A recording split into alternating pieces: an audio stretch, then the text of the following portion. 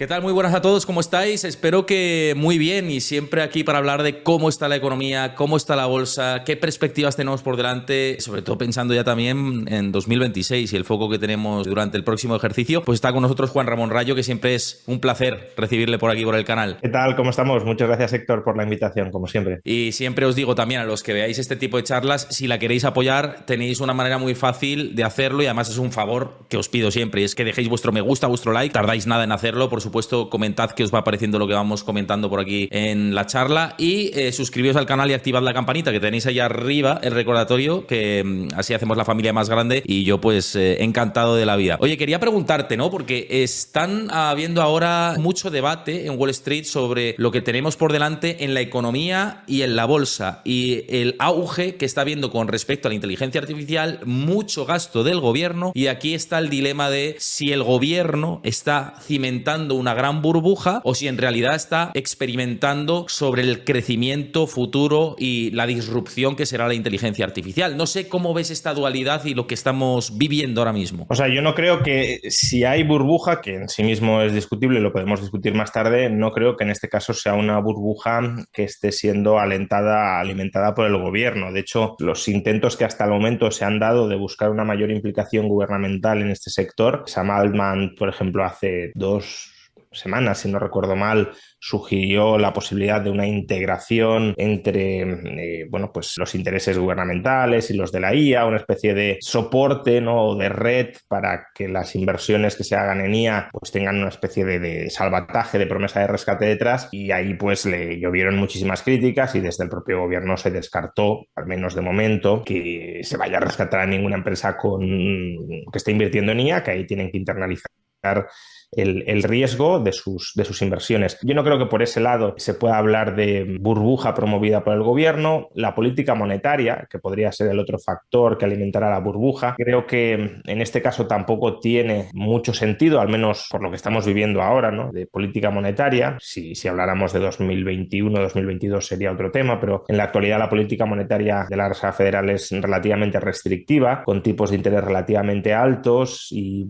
bueno, uno siempre podría pensar que para frenar o pinchar la burbuja, posible burbuja, deberían estar mucho más altos, pero en el caso de la IA tampoco tengo claro cuán altos deberían estar para que las empresas dejaran de invertir en este sector, ¿no? Porque las rentabilidades potenciales de la IA, si cumple con las promesas que sus promotores efectúan, pues es una rentabilidad tan sumamente, bueno, incalculable y brutal, ¿no? Si llegáramos a la inteligencia artificial general o digamos ya a la superinteligencia artificial, que eso no lo vas a limitar colocando los tipos al 6, 7 o incluso al 10%, ¿no? Yo ahí no veo una burbuja alimentada por la política fiscal y la política monetaria. Otra cosa es que, bueno, haya, pese a la política fiscal y la política monetaria, pueda haber facilidades excesivas de apalancamiento dentro del sistema financiero y que por ese lado se pueda canalizar quizá más capital del que en otro caso se canalizaría hacia estos sectores. Pero yo diría que el driver principal es las expectativas sobre el futuro de la IA y ahí sí que podemos juzgar si esas expectativas están infladas o no lo están y es donde correspondería hablar de burbuja o no. Si muchas de las promesas que hace la IA no se llegan a materializar, pues muchas, no todas, pero muchas de las inversiones que estamos viviendo ahora mismo serán inversiones no rentables, porque son inversiones, centros de datos que se desarrollan, por un lado, para ofrecer servicio a quienes hoy ya están utilizando la IA, los modelos actuales de IA, pero aún así no son inversiones per se rentables, ¿no? OpenIA, por ejemplo, sigue perdiendo muchísimo dinero. Google o Alphabet no lo sabemos exactamente, pero por subvenciones o subsidios cruzados internos, pero previsiblemente también. Pero bueno, es verdad que son inversiones para ampliar la base de usuarios y ampliando base de usuarios, quizá en algún momento llegaran a un umbral de rentabilidad o cubrieran el umbral de rentabilidad, pero también son inversiones que se están haciendo con la expectativa de entrenar los modelos, de mejorar los modelos y de ofrecer, ya digo, modelos con mayor capacidad cognitiva, llamémoslo así, y a un menor coste, más eficientes para, por ese lado, también incrementar el margen de rentabilidad. Entonces, yo creo que lo segundo es crítico. Lo segundo es crítico porque, al final, si la inteligencia artificial resulta extraordinariamente rentable para sus promotores, dependerá de que sea capaz de sustituir a gran escala el trabajo humano en sus distintas facetas, tanto el trabajo de corte más intelectual, cuanto, si añadimos robótica, el trabajo más de corte manual. Lo digo porque, claro, ahí sí que hay una tarta potencial que además podría crecer mucho más, pero solo con lo que ya hay, que es gigantesca, ¿no? Si nos planteamos cuál es la masa salarial agregada en el mundo, que no tengo el dato, pero probablemente esté rondando, no sé, los 40 billones de dólares, esos son los potenciales ingresos agregados de la IA si consigue desarrollar modelos que reemplacen al ser humano como trabajador, ¿no? Porque, bueno, contratarías un modelo de IA para reemplazar a un trabajador que tiene un coste, pongamos, ya digo, un número orientativo, 40 billones de dólares anuales, pues todo eso es la parte del pastel que te puedes terminar comiendo si la economía no crece más, que si crece más todavía sería mayor, ¿no? Pero claro, si no llegamos ahí, pues los ingresos potenciales de la IA no serán ni mucho menos tan altos y además si los modelos no se vuelven más eficientes, esos ingresos no tendrán un margen de rentabilidad positivo y no generarán beneficios para sus promotores. ¿Todo esto por qué lo digo? Pues por lo que he señalado al principio. Las inversiones se están haciendo con una perspectiva de que tenga una enorme rentabilidad futura. No creo que sea inverosímil, aunque ahí ya son cuestiones mucho más técnicas que por supuesto se me escapan, pero no creo que sea inverosímil que esos escenarios se puedan materializar. Tampoco es que sea algo completamente seguro que vayan a suceder. Si se materializan, las inversiones que se están haciendo gigantescas tendrán pleno sentido. Si no, habrá que, en retrospectiva, hacer un write-off y reconocer pérdidas como consecuencia de inversiones que no sirven, al menos no totalmente, para lo que se llevaron a cabo. Entonces, no creo que podamos hablar de burbuja en el sentido quizá, bueno, de burbuja en mercados financieros, en el sentido habitual del término, como podía ser la burbuja de las .com, donde se nos decía, bueno, las empresas no ganan dinero, pero en algún momento futuro lo ganarán y por tanto los inversores que se posicionen en estas empresas van a obtener rentabilidades muy altas. Aquí no estamos hablando tanto de eso, sino de una industria que sí está realizando inversiones reales, está destinando CAPEX en cantidades ingentes, rondando el $500 millón anuales y con proyección de seguir creciendo, prácticamente el único sector de la economía estadounidense que está invirtiendo de verdad en serio, y que claro, esa inversión masiva, esa inversión real masiva está generando beneficios a muchas de las empresas del sector. El caso más claro probablemente sea el de Nvidia. Conocimos resultados hace unos días muy positivos, pero a la vez, yo creo que esto muestra, ¿no?, la potencial fragilidad del caso, cada vez más concentrados en torno a la inversión real en centros de datos. ¿Y por qué se lleva a cabo esa inversión real en centros de datos? Por lo que he dicho, si en el futuro las empresas, pues OpenAI, Alphabet, Anthropic, Oracle, hasta cierto punto, ¿no?, como inversor en la infraestructura que luego alquila a estas otras compañías para ejecutar sus modelos y entrenarlos, si todas estas empresas llega un momento en el que dicen no, es que nos estamos dando cuenta de que todo esto no nos acerca de verdad a la inteligencia artificial general, que la ganancia marginal que tiene invertir $100.000 millones más, $200.000 millones más, no compensa en absoluto la inversión, si en algún momento dejan de invertir lo que está previsto que inviertan,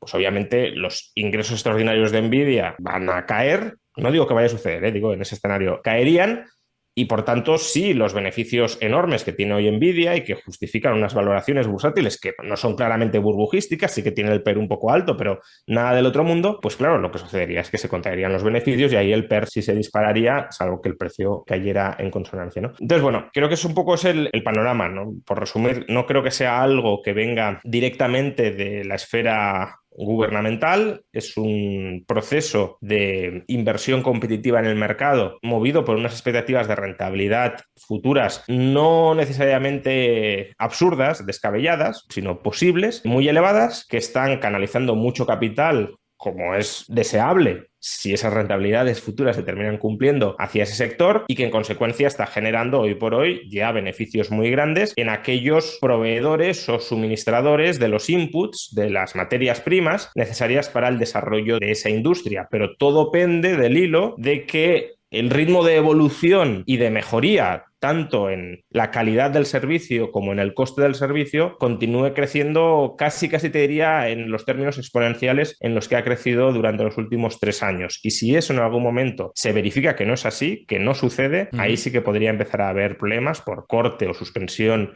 de parte de las inversiones programadas y, por tanto, reajuste de todos los ganadores y perdedores en la industria. Y uno de los argumentos que están utilizando en Wall Street algunos bancos de inversión como Morgan Stanley era el cuello de botella que la IA puede producir en el mercado de la energía. No sé si ahí es un desafío importante y por eso algunos que dicen que esto se puede generar, ya no burbujas, sino problemas a futuro, tiene que ver con esto, ¿no? Porque ya sabemos lo que se tarda en construir reactores nucleares, en fin, otras fuentes de energía. Sí, totalmente. Ese es uno de los grandes cuellos de botella que existe, ¿no? Al final, la IA, si lo queremos decir así y simplificando mucho, el desarrollo de la IA depende de tres inputs. El capital humano presente en esa sociedad, los que diseñan los modelos de IA y los van mejorando, la capacidad de computación, que sería la disponibilidad de chips, y la disponibilidad de mucha energía muy barata.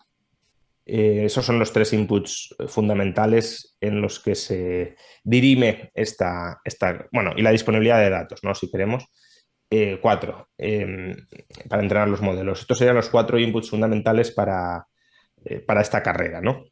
Entonces, en estos cuatro inputs, China, ¿no? Porque normalmente se plantea como una competencia geopolítica y es razonable que sea así entre Estados Unidos y China por ser el primero que llega a la inteligencia artificial general. En estos cuatro inputs, China tiene una cierta ventaja en el capital humano, digamos, las élites profesionales, ingenieriles de China parece que están a la par o por encima de las de Estados Unidos. De hecho, los mejores ingenieros en Estados Unidos muchas veces son de procedencia asiática y China en concreto. Entonces, ahí parece que tienen una cierta ventaja. Tienen, desde luego, una ventaja gigantesca en suministro energético. Esto, bueno, pues son apuestas que hace el Estado chino, que a algunas le salen bien y otras le salen mal. Esta le ha salido bien, porque no es que se electrificara el país pensando en el desarrollo futuro de la IA, ¿no? Se electrificó el país porque se decidió apostar por el vehículo eléctrico como industria nacional china y por tanto había que electrificarlo, y ahora de rebote le viene muy bien, sin duda, para el desarrollo de la IA. Y en la disponibilidad de datos, ahí no te sabría decir, pero imagino que están más o menos a la par. Y en chips, al menos hasta el momento, tiene ventaja Estados Unidos por las restricciones a la exportación de chips justamente que impuso Estados Unidos contra China, ¿no? Entonces, Estados Unidos tiene un problema muy grande, no digamos ya Europa, pero bueno, Europa no está en esta carrera ni mucho menos. Estados Unidos tiene un problema muy grande, un cuello de botella muy grande con la disponibilidad de energía. Porque los centros de datos consumen mucha energía, tanto para enfriarlos como para ejecutarlos, ¿no? Para mantenerlos en funcionamiento. Y no tiene tanta energía, ¿no?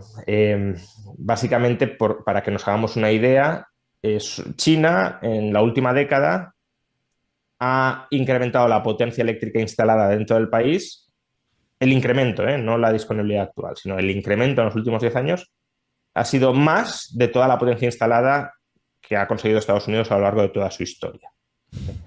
Si las cifras no me bailan, China ha instalado algo así como 1 teravatio en los últimos 10 años y Estados Unidos tiene como 1,2, 1,3 teravatios instalados, ¿no?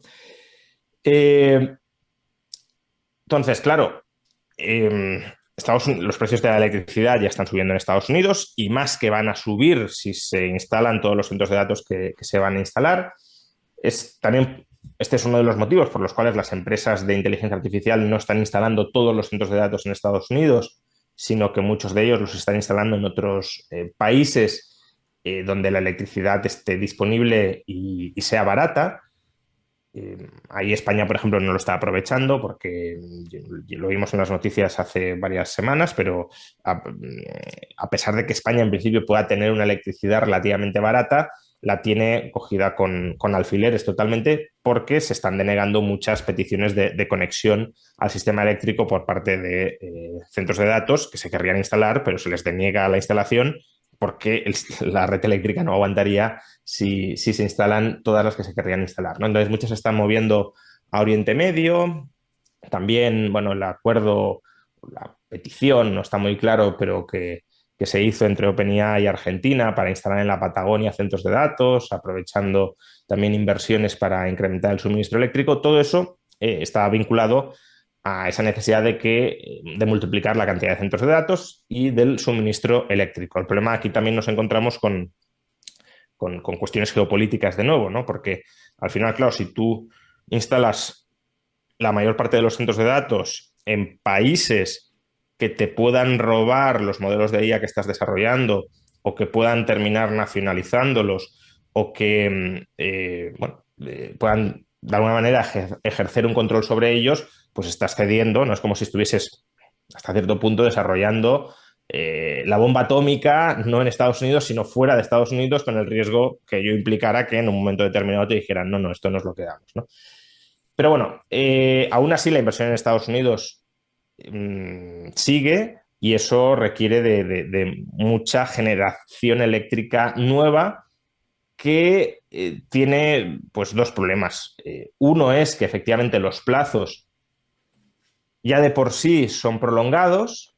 Hay tecnologías que requieren menos tiempo, por ejemplo, la solar en 1 o 2 años se puede instalar sin mucho problema, pero efectivamente la nuclear, incluso las centrales de gas, ¿no? Que es una fuente de energía donde Estados Unidos, a resultas del fracking, justamente podría tener una ventaja muy, muy fuerte.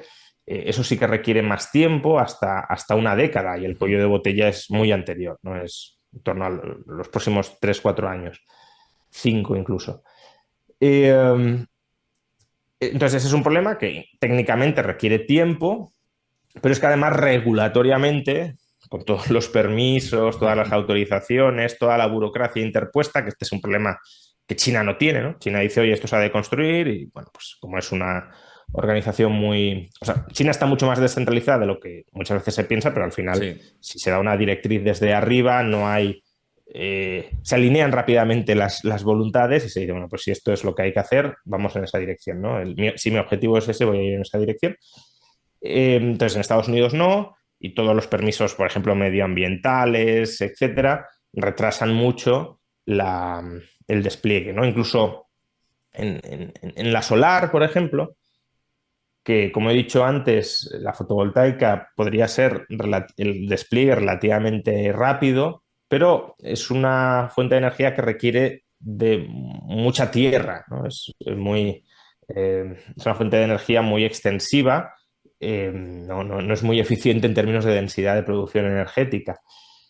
Y claro, ahí también nos encontramos con el problema o de comprar los terrenos y negociar, pues bueno, cerrar el contrato, o si estamos hablando de tierras públicas, autorizaciones para poder destinar tierras públicas a la instalación de placas en cantidades masivas fotovoltaicas. Entonces, bueno, toda esa burocracia y todos esos costes de negociación y de transacción ralentizan adicionalmente el proceso. Y es lo que, claro, al final Estados Unidos tendría que instalar, pues no sé, 2, 3 teravatios, que sería como duplicar o triplicar en pocos años toda la potencia instalada a lo largo de su historia hasta el momento. Es un reto que técnicamente ya sería complicado de superar, pero si a eso le añades toda la regulación y toda la burocracia, que hasta cierto punto, por cierto, Trump salió electo prometiendo que iba a poner orden en esto, que lo iba a arreglar, sí, que iba a darle un impulso a la IA, pues simplificando los procesos para que se pueda generar energía de manera masiva. Esto no lo estamos viendo y ya llevamos casi 1 año de mandato, le queda otro antes de las elecciones de medio término y a partir de ahí quizá el mandato, la legislatura entre en punto muerto si no tiene, como parece, al menos hoy por hoy que no va a tener, mayoría en las cámaras, ¿no? Entonces, por el lado de la energía sí, es complicado que acompase la inversión en centros de datos y eso llevará pues o a que en algún momento se frenen esas inversiones o a subidas de precios de la electricidad brutales. No lo sé, es un panorama que no se están poniendo las pilas y es crucial para que la inversión pueda continuar, desde luego.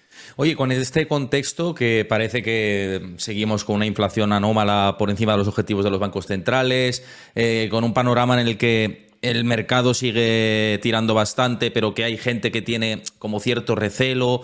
¿Aquí qué tipos de inversiones se pueden acometer, ¿no? Para ese perfil de persona que diga, oye, quiero salvaguardar un poco mi patrimonio, recibir como dividendos, como la parte más defensiva, decir, oye, no me la quiero jugar, quiero seguir generando rentabilidad, pero como con más tranquilidad? Bueno, pues ahí quizás podríamos pensar en, si vamos a inversiones más financieras, ¿no? Sin entrar en, por ejemplo, vivienda o inmuebles. Una serían las acciones de alta calidad, ¿no?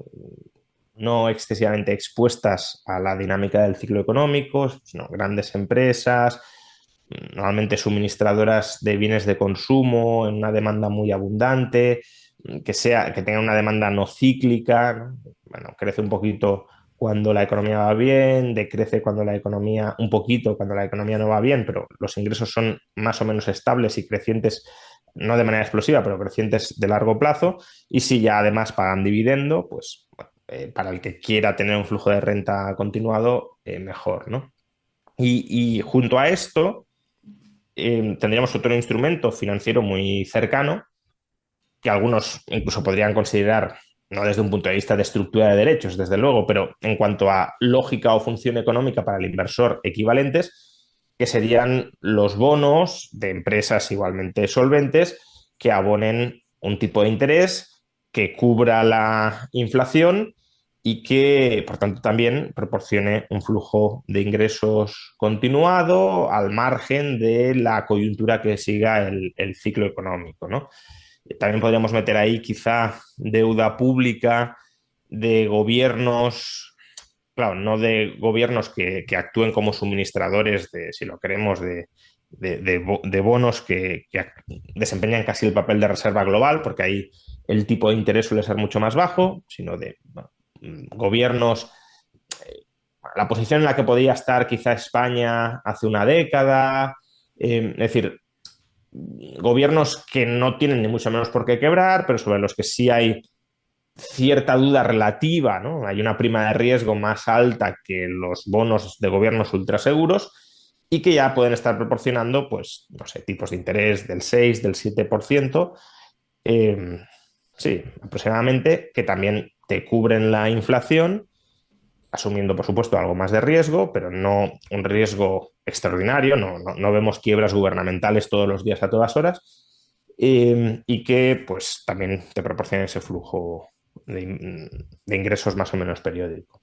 Mira, una de estas alternativas, muchas veces hablamos, ¿no?, de soluciones y que nadie se tome lo que comentamos como recomendaciones de inversión. Aquí no hacemos recomendaciones de inversión, sino trasladamos ideas propias y luego que cada uno haga lo que considere, ¿no? Pero a través de Freedom 24 podéis aproximaros a estos tipos de productos que comentaba Juan Ramón Rayo, como por ejemplo tenemos el iShares High Yield Corporation Bonds, tenemos el iShares JP Morgan Emerging Market Bonds y también luego tenemos, que yo hablo aquí mucho del oro como protector de cara al largo plazo y en el superciclo en el que nos encontramos, pues el UBS ETF CH Gold, que pueden ser alternativas que se pueden tener en cartera a través de Freedom 24, que sabéis que es un broker domiciliado aquí en Europa, en Chipre, pero respaldado por la Freedom Holding Corporation, que cotiza en Estados Unidos, regulado por la SEC, en fin, todos los estándares de regulación.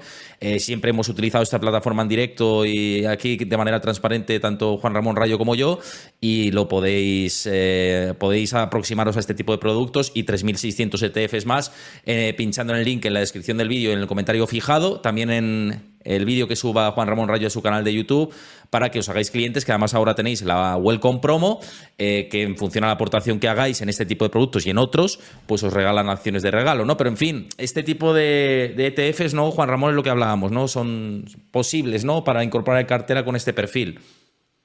Sí, a ver, ahí ya depende mucho de las necesidades financieras que tenga cada cual. Desde luego, un perfil de inversión más agresivo, pues a lo mejor buscar otro tipo de activos, pero para un perfil de inversor, no diré ultraconservador, ni muchísimo menos, pero bueno, que no quiera estar expuesto a la volatilidad propia del ciclo, aunque, por ejemplo, los bonos de países emergentes también responden mucho al ciclo, al menos ya digo en el corto plazo, Quiero decir, si los mantienes hasta vencimiento, obviamente no, pero si su valor de mercado sí está expuesto a las fluctuaciones del ciclo. Pero bueno, si no quieres como jugártelo, jugarte buena parte de tu patrimonio a la carta, no sé, de la IA, ¿no? Una inversión sectorial que puede ir extraordinariamente bien o puede no ir en absoluto, y te planteas una visión más diversificada, pues eso, o te vas a un ETF global en bolsa que tenga un poquito de todos los sectores, pero que aún así tenderá a mostrar en el corto o medio plazo una volatilidad mayor que la inversión en bonos. A largo plazo no está tan claro, ¿eh? Pero a corto o medio plazo sí. O te vas ya a bonos corporativos o a bonos de emergentes que pagan un tipo de interés algo superior a lo que podrían ser activos libre de riesgo o cuasi libre de riesgo, con una menor volatilidad a corto o medio plazo que la bolsa, y no digamos ya que una inversión en ETFs más sectorializada hacia, pues no sé, la IA o cualquier otra industria que uno piense que puede tener un futuro esplendoroso y quizá no lo tenga. Ujú. Bueno, pues tenéis ahí esas ideas que trasladamos, insisto, lo tenéis en la caja de comentarios y en la descripción del vídeo, que para poder haceros clientes y aprovecharos además de la promoción. Ahora que estamos en campaña de Black Friday y demás, pues bueno, aquí llevamos con la promoción activa un tiempo y creo que os va a interesar. Así que, en fin, echadle un ojo. Oye, te quería preguntar así de manera rápida, porque la última vez que estuviste también en el canal hablábamos de que Argentina estaba a punto de tener sus próximas elecciones, que lo tenía complicado, y aquí argumentabas que era francamente difícil, ¿no?, el panorama que tenía, pero hablo de Javier Milei, pero ahora parece que después de las elecciones se despejó mucho el camino, resultados realmente positivos. No sé qué panorama ves ahora, qué perspectivas manejas, ¿no?, para Argentina después del resultado electoral. Hombre, obviamente es mucho mejor que entonces, ¿no? O sea, si dije que el panorama era complicado es porque las perspectivas electorales, al menos las que se desprendían de las encuestas y, bueno, aparentemente también del propio clima que desprendía el gobierno, es decir, no sé si el gobierno por prudencia había bajado mucho las expectativas electorales, pero casi venían a decir que se conformaban con un empate y al final obtuvieron una victoria muy contundente en las elecciones. Y eso cambia mucho el panorama. No es una cuestión de decir, bueno, es que te gusta más este partido o el otro y estás exagerando la influencia que puede tener una victoria electoral sobre la economía, ¿no? Eso podría ser un argumento en el caso de España, ¿no? Al final, mmm, ¿cuánto va a cambiar la economía española si en lugar de gobernar el PSOE gobierna el PP? Pues probablemente muy poco, a menos que entre también Vox y por lo que sea se le presione para que adopte unas políticas económicas buenas o malas, ¿no? Que según el día Vox defiende una cosa o la otra. Pero en principio, sí, una mayoría absoluta del PSOE o una mayoría absoluta del PP en España no cambia mucho las cosas del comportamiento económico. No puedes decir, no, es que con el PSOE las perspectivas son calamitosas y en cambio con el PP son extraordinarias. No, sería absurdo. En el caso de Argentina, sin embargo, sí es así. Sí es así porque la oposición argentina, en estos momentos la oposición argentina, el peronismo argentino actual, no es una oposición civilizada, digámoslo de alguna manera, o no económicamente civilizada. Es una oposición que sigue defendiendo y ejecutando políticas económicas ruinosas que consisten en recurrir al inflacionismo para financiar déficits públicos gigantescos, impagar la deuda, ya sea mediante inflación o directamente repudiando el repago a los acreedores internacionales, y establecer controles de capitales, el cepo, para que la gente cuando gobierna no pueda huir del país, ¿no?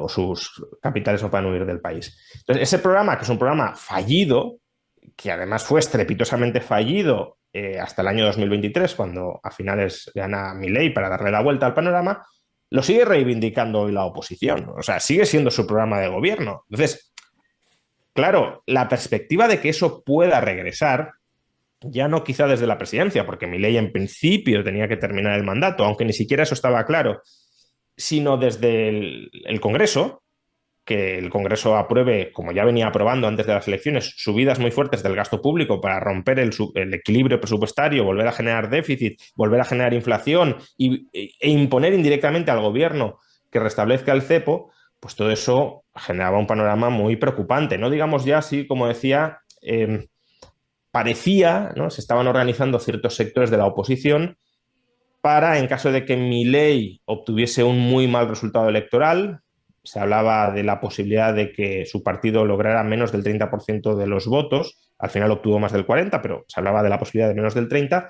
Y si eso era así, se entendía que, digamos, el grueso de la población le había quitado su apoyo a Milei y, por tanto, se hablaba de la posibilidad de plantear lo que en España llamaríamos una moción de censura para sacar a Milei y colocar a otro presidente interino hasta las siguientes elecciones, interino del peronismo, claro, no de la Libertad Avanza. Esto además era casi un golpe de Estado, porque en España es perfectamente lícito plantear una moción de censura si te dan los números y reemplazar al gobierno, y no hay, al presidente del gobierno, y no hay problema. Pero no olvidemos que Argentina es un régimen presidencialista, a imagen y semejanza de los Estados Unidos y de muchas otras repúblicas hispanoamericanas, y el régimen presidencialista no es el Congreso el que elige al presidente, el presidente se elige directamente por voto popular. El Congreso solo puede tumbar al presidente a través de lo que se llama un juicio político, es decir, un impeachment por inhabilitación objetiva para el cargo. Y esto no es lo que sucedía. Aquí decían, si nos dan los números, nos vamos a inventar que Milei ya no está apto para seguir gobernando y lo vamos a echar, ¿no? Entonces eso bueno, era en realidad un protogolpe de Estado porque estaban torciendo la literalidad de la Constitución para conquistar el poder. Afortunadamente nada de esto ha pasado, pero no era tan inverosímil que sucediera. El peronismo, de hecho, estaba muy convencido de que podía suceder y el panorama se ha despejado mucho. Y ya no es una cuestión de preferencias personales, es que lo vemos en los mercados financieros. Después de la victoria de Milei, la prima de riesgo se hundió hasta casi el mínimo de todo el mandato de Milei. La bolsa argentina regresó a máximos de toda la legislatura de Milei cuando casi el mes antes había caído a los niveles previos a la victoria de Milei. Entonces, hay mucha más confianza en el horizonte. También tenemos indicadores adelantados que nos muestran que está regresando el optimismo, por ejemplo, entre los consumidores, entre las empresas que abastecen a los consumidores, ¿no? Entre los minoristas que venden a los consumidores. Indicadores que muestran el regreso del crédito, que se había paralizado en los meses anteriores. También una caída muy fuerte de los tipos de interés. Los tipos de interés antes de las elecciones que ganó Milei habían llegado a estar por encima del 100% anual, que sí, con una inflación del 30% no es equiparable a lo que tenemos aquí, pero aún así sigue siendo un tipo de interés real altísimo. Y ahora están en el 30%, es decir, casi el tipo de interés real es cero o negativo. Entonces, todo eso, claro, facilita mucho el acceso al crédito, a la financiación, a compras a crédito que eran imposibles con el peronismo, ¿no? Me compro una casa con una hipoteca, todo eso que nosotros lo normalizamos en Argentina no existía durante la legislatura anterior peronista, o me compro una bicicleta a crédito, o me compro un automóvil a crédito, todo eso no era viable. Entonces estamos viendo un cierto boom de ese tipo de consumo de bienes duraderos, que se había parado en los meses anteriores y ahora está volviendo. Además han bajado los tipos de interés sin que el dólar se haya disparado, que es lo que parecía que no podía suceder, ¿no? Había como un trade-off entre si bajas los tipos se te dispara el dólar porque la gente no quiere estar en pesos, y si subes los tipos atas el dólar pero a costa de machacar la economía. Y claro, si no atas el dólar se te va la inflación. Entonces, claro, antes de las elecciones, como consecuencia de la caída de la demanda, de la huida de los activos denominados en pesos, bueno, activos argentinos en general, por el riesgo de que el peronismo regresara al poder, pues todo el panorama era complicadísimo. Con la victoria de Milei, y no solo porque le den los números, sino porque parece que la población argentina sigue comprometida con este proyecto reformista liberalizador, que no va a ser una cosa de 2 años, sino como poco de 4 y ojalá de algunos años más. Y por tanto se da una perspectiva de largo plazo, se abren las puertas a que se invierta a largo plazo en Argentina, aunque el riesgo dentro de 2 años sigue estando ahí, ¿no? La posibilidad de que el peronismo regrese al poder. Bueno, pues todo eso yo creo que despeja mucho más el panorama y que hay razones para ser mucho más optimista que antes de las elecciones. Y de nuevo, ya no es algo que diga yo, sino que es lo que están diciendo los mercados financieros, al menos hoy por hoy. Así es, la estabilización macroeconómica parece que la normalización macroeconómica está volviendo al país, ¿no? O sea, eso, si uno ve, pues, aunque sean los titulares, ¿no? Que no digo que sea el indicador más fiable, pero si uno ve los titulares de prensa en Argentina antes de las elecciones, todos los días eran titulares de sustos, de miedos, de incertidumbre, de volatilidad en variables macroeconómicas básicas. Hoy no, hoy la economía se ha vuelto hasta cierto punto aburrida en Argentina, no copa en general, no digo ningún día, pero en general los titulares de los medios de comunicación, y eso desde luego es una señal de normalización y una buena noticia. Veremos a ver cómo sigue evolucionando, ¿no? Porque esto va a tener bastante todavía por recorrer, ¿no? Y seguiremos comentando por aquí. Sin duda, aún queda, no está ni mucho menos la Sí. batalla ganada, pero bueno, la piedra en el camino más importante durante estos 2 próximos años yo creo que se ha superado con cierto éxito y eso facilita las cosas. Te quería preguntar, como siempre abordamos por aquí, el mercado de la vivienda, que sigue tensándose, sigue subiendo. Cuando pensaba mucha gente que, bueno, ¿dónde está el límite? Pues el límite no está, como hemos comentado por aquí muchas veces, y conocimos la noticia estas últimas semanas de que el precio de la vivienda supera ya el máximo histórico, en términos nominales, hay que decir, del 2008, con una subida del 12% al 12% en el tercer trimestre. Claro, es lo que hemos hablado muchas veces, ¿no? De que todo esto, si nada cambia, va a seguir con un ritmo muy fuerte, porque la demanda es alta, cada vez hay más demandantes porque entra inmigración también, como hemos dicho, y la oferta es bastante inelástica en ese sentido. Es complicado, ¿no? Ver que esto se frene. Sí, la oferta es inelástica, sobre todo porque el gobierno la vuelve inelástica. Bueno, los gobiernos, no solo el gobierno central. También hay problemas de mercado, de suministro de mano de obra, de materiales, pero claro, la regulación destroza enormemente la capacidad de aumentar la oferta en el sector, como antes sucedía, lo hemos mencionado, en el sector eléctrico estadounidense.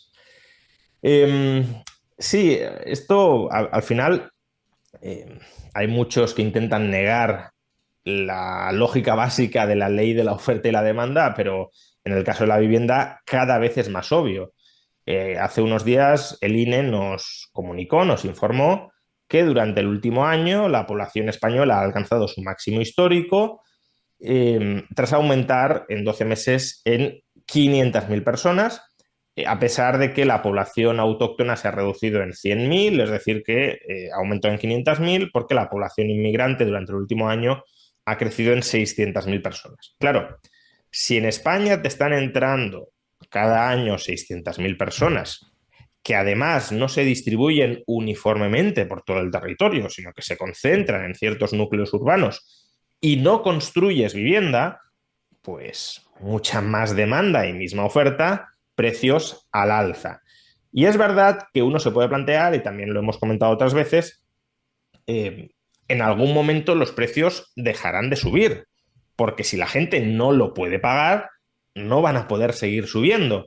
Y ahí es donde muchos meten la demanda extranjera, que no digo que no exista o que no haya podido influir en el margen, pero que es absurdo pensar que es el motor esencial de los precios que estamos observando hoy, ¿no? Muchos dicen, si el español y el inmigrante no puede pagar estos precios, ¿por qué siguen subiendo? Pues porque lo paga un rico extranjero que sí lo puede pagar, ¿no? No es así. No es verdad que el español o el inmigrante no pueda pagar esos precios. Lo que sucede es que los pagan entre más, ¿no?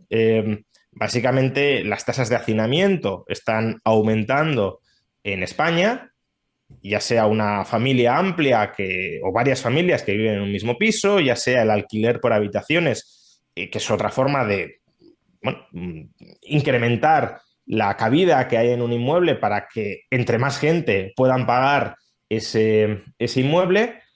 Y luego ya estamos viendo también, todavía de manera muy incipiente, pero otros indicios de aumento de chabolismo, ¿no? El otro día había un reportaje, creo que era en El País, de el auge de vivir en una caravana en Madrid para hacer frente a los precios de la vivienda, ¿no? Claro, todo eso son fenómenos que se ven cuando metes a mucha gente en un mismo sitio y no hay suficiente vivienda. Quiero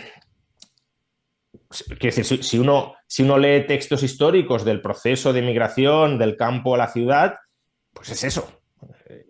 Cuando la industrialización tiene oleadas masivas de personas que van a trabajar a las ciudades no están habilitadas para acoger a tanta gente del propio país, pero que vivía en el campo y se traslada a la ciudad.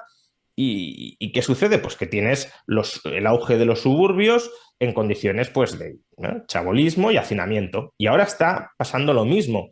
con la diferencia de que en retrospectiva decimos, bueno, ahora somos mucho más ricos, tenemos tecnologías mucho más avanzadas que nos deberían permitirnos construir mucha más vivienda de mucha más calidad para contrarrestar estos fenómenos de hacinamiento y chabolismo que son propios de la historia cuando ha habido concentraciones muy rápidas de población. Y no sucede. No sucede ¿por qué? Pues porque el gobierno o los gobiernos lo impiden o encarecen mucho, que al final es lo mismo, el proceso de construcción de nueva vivienda, en parte por un cierto trauma colectivo que tenemos con la burbuja y con la construcción masiva de inmuebles, en parte porque se protege un electorado que es rentista de los inmuebles, de la vivienda, pues personas jubiladas que en su momento compraron una segunda vivienda o que tienen una plaza de garaje o que tienen un trastero o que tienen un local y todo eso les genera rentas inmobiliarias y plusvalías por la revalorización de sus inmuebles y se quiere cuidar a ese electorado, en parte por incapacidad política, porque puede haber políticos que quieran facilitar la construcción pero no sepan cómo hacerlo, en parte también por demagogia y por populismo y por voluntad de generar redes clientelares, no solucionando el problema de fondo, sino cronificándolo. Bueno, yo creo que hay una mezcla de muchos motivos que llevan a que no se esté facilitando la construcción ni privada ni pública de vivienda y, por tanto, claro, demanda explosiva, que además los políticos que más se oponen a construir son los que más se oponen a restringir esa entrada masiva de inmigrantes, lo cual es descabellado, es absurdo. O sea, yo soy relativamente aperturista en materia migratoria, pero claro, si tienes un problema de vivienda, pues lo que tendrás que hacer es o no permitir que entre tanta gente o, idealmente, que es lo que yo propongo, que se facilite mucho más la construcción de vivienda. Lo que no tiene absolutamente ninguna lógica es, no, que entre todo el mundo, pero no vamos a construir más vivienda. Pero entonces estás maltratando con una externalidad negativa a la población local, pero es que a la población que entra también la estás haciendo vivir en condiciones que ellos mismos calificarían como indignas. Entonces, ¿cuál es la lógica de potenciar, de facilitar la entrada de tanta gente cada año y al mismo tiempo atar en corto, restringir, limitar, constreñir enormemente la construcción de nueva vivienda? Es descabellado y el síntoma de esa política de vivienda completamente loca que tenemos en España es que los precios se disparan. Pero eso, insisto, no es la causa del problema, es el síntoma del problema. Y mientras sigamos confundiendo causas con síntomas, mientras nos quedemos en la superficie y digamos, hay que poner límites al precio, ese es el problema. No. Esa es la exteriorización del problema. La causa profunda es que hay mucha demanda con una oferta, mucha y creciente demanda con una oferta rígida.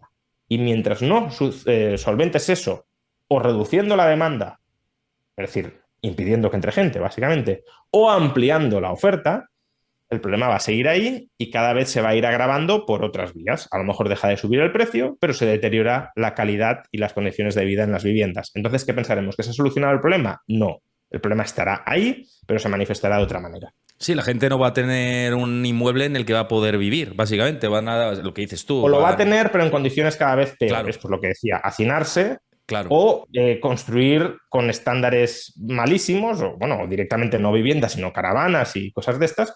No, ya tiene dónde vivir. Ya. Sí, los precios ya han dejado de subir. No, a ver, lo que has destruido es la calidad del servicio de vivienda que tenías para tener un techo, básicamente. Es que ya solo por terminar y muy rápidamente, el foco se sigue poniendo no en el problema, se sigue instando a la prohibición, al especulador y el gobierno. Veíamos, como comparte por aquí El Economista, que quiere poner fin al fraude del alquiler de habitaciones y limitará los precios y regulará el arrendamiento de temporada. Claro, esto es lo que estabas argumentando ahora. No soluciona el problema de fondo. ¿A mí me gusta el alquiler por habitaciones? En términos generales, no. Es decir, puede ser una solución para cierto tipo de inquilino durante muy poco tiempo. Estoy pensando en estudiantes, por ejemplo, pero en términos generales, como modelo de vivienda para una sociedad, me parece profundamente disfuncional. Porque no permite, pues, constituir un hogar, básicamente. Si tu hogar es una habitación al lado de otras habitaciones, ya digo, en condiciones de hacinamiento con otras familias, etcétera, pues creo que nadie va a decir que eso es al menos ideal en términos generales, ¿no? Si alguien se quiere montar una especie de comuna en un piso, etcétera, ese sería otro tema. Pero en términos generales, sí, como modelo por defecto para una sociedad, completamente indeseable. Ahora, si es la única salida que estás dejando a un problema que tú estás causando, si no dejas ni siquiera esa salida, pues todavía agravarás más el problema. Es decir, el auge del alquiler por habitaciones no es por una elección del consumidor ni por un ejercicio de poder de mercado de un controlador monopolista del mercado de la vivienda. Es una consecuencia de que estás aumentando mucho la demanda de vivienda sin que aumente la oferta. Y por tanto, se busca la solución menos mala dado ese problema. Si tú impides esa solución menos mala, porque como dices, es mala, pues la prohibimos, ¿vale? Es mala, pero ¿qué alternativa hay? Si no ofreces ninguna alternativa, pues entonces irías a soluciones peores. Y esa es la política de vivienda esencialmente de este gobierno durante los últimos años. Ir limitando, restringiendo o prohibiendo lo que es malo y abocando a la sociedad a algo peor. En lugar de lograr que desaparezca lo malo, los altos precios del alquiler, por ejemplo, aumentando la oferta, lo que dices es, no voy a aumentar la oferta, pero como no me gusta que los precios del alquiler sean altos, los voy a prohibir. Pues entonces te vas a alquiler por habitaciones o te vas a alquiler por temporada en condiciones de menor protección para el inquilino, o directamente te vas a que no te puedes emancipar porque no hay pisos en alquiler. En lugar de decir, no, me voy a cargar el alquiler alto, ya digo, construyendo más vivienda y, por tanto, ofreciendo más opciones más baratas a los inquilinos. Y luego, lo mismo con, Juan, estadística que puede salir del sistema, ¿no? Porque puede haber más alquileres en B con ese tipo de políticas, ¿no? Sí, no, y no solo eso, ¿no? Muchas veces cuando hablamos de... se han constituido 600.000 nuevos hogares y la oferta de vivienda solo ha aumentado en 100.000. Claro, esa estadística es de los hogares que se han creado, pero no de los que se querrían crear y no se llegan a crear. Claro. Una persona que sigue viviendo con sus padres porque no se puede emancipar es un hogar potencial que no se crea, que no sale en las estadísticas, pero que igualmente presiona la demanda de vivienda. ¿Por qué? Porque si el precio baja un poco, esa persona te dirá, ahora sí que quiero comprar. Entonces, claro, si hay mucha demanda potencial reprimida, no vas a conseguir que baje el precio, porque a poco que baje, todos esos van a salir y te van a decir, yo quiero vivienda. Eso solo lo lograrás con una oferta lo suficientemente amplia para que todos los que están ahora mismo queriendo emanciparse y no pueden, lo puedan hacer y aún así no se agote rápidamente el stock de vivienda disponible, ¿no? Entonces, claro, es una política de vivienda, ya digo, disparatada, que persigue los síntomas, además sin ningún criterio, persiguiendo síntomas que no les gustan, aun cuando estén generando consecuencias peores, para luego prohibir esas consecuencias peores, abocando a otros efectos todavía peores, que en última instancia, digo, se materializan en hacinamiento, chabolismo o, si lo queremos, no emancipación. Que los hijos sigan viviendo indefinidamente con sus padres, que también hasta cierto punto no deja de ser una especie de hacinamiento, no un hacinamiento como lo de meter a varias familias en un mismo inmueble, pero bueno, serían dos hogares distintos que no llegan a separarse porque la política de vivienda del gobierno no lo permite. Pues veremos a ver cómo evoluciona todo esto.